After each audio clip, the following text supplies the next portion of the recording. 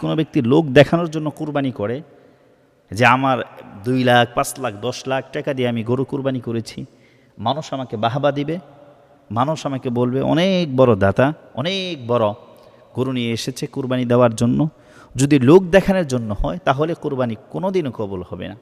এর যাররা পরিমাণ সওয়াব আপনি পাবেন না।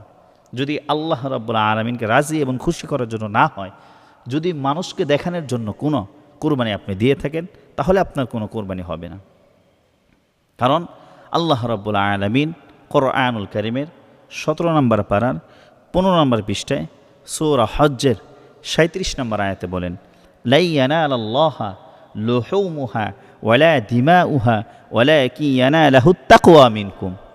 ও মুমিন মুসলমান, তোমরা শুনে নাও, আমি আল্লাহ রাব্বুল আলামিনের কাছে কোনো পশুর রক্ত পৌঁছায় না, আমি আল্লাহ রাব্বুল আলামিনের কাছে কোনো পশুর হাড্ডি পৌঁছায় না, আমি আল্লাহ রাব্বুল আলামিনের কাছে কোনো পশুর গুস্ত পৌঁছায় না।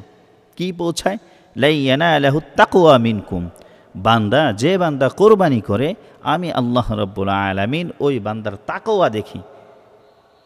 যে বান্দা আল্লাহ রাব্বুল আলামিনের তাকওয়া, যে যত বেশি আল্লাহ রাব্বুল আলামিনকে ভয় করার জন্য কুরবানি দেয়, আল্লাহ রাব্বুল আলামিনকে রাজি এবং খুশি করার জন্য কুরবানি দেয়, ওই ব্যক্তি আল্লাহ রাব্বুল আলামিন কুরবানি কবুল করে নেবেন। যদি কোনো মানুষ দেখানোর জন্য, যদি কোনো ব্যক্তি মানুষ দেখানোর জন্য কুরবানি করে, তাহলেই তার কুরবানি কখনোই কবুল হবে না। কারণ স্পষ্ট আল্লাহ রাব্বুল আলামিন তো জানিয়ে দিচ্ছেন যে মুত্তাকিনদের কুরবানি আল্লাহ রাব্বুল আলামিন কবুল করে থাকেন। ঠিক তেমনইভাবে যদি কোনো ব্যক্তি হারাম টাকা দিয়ে, জানেন অবৈধ টাকা, অসৎ টাকা দিয়ে কুরবানি করে, তাহলে তো তার কখনোই কুরবানি কবুল হবে না। কারণ আল্লাহ রাব্বুল আলামিনের কুরবানি এটা একটা ইবাদত, এটা একটা ইবাদত। আল্লাহ রাব্বুল আলামিনের দরবারে আপনি একটি পশু কুরবানি দেবেন, আপনার টাকা যদি হালাল না হয়, এটা তো হবে না। এজন্য আসুন সকলেই মিলে আল্লাহ রাব্বুল আলামিন যে আমাদের তাকওয়া মুত্তাকি হওয়ার জন্য তৌফিক দান করুক, আর হালাল টাকায় আল্লাহ রাব্বুল আলামিন আমাদের সকলকে কুরবানি করার জন্য তৌফিক দান করুক।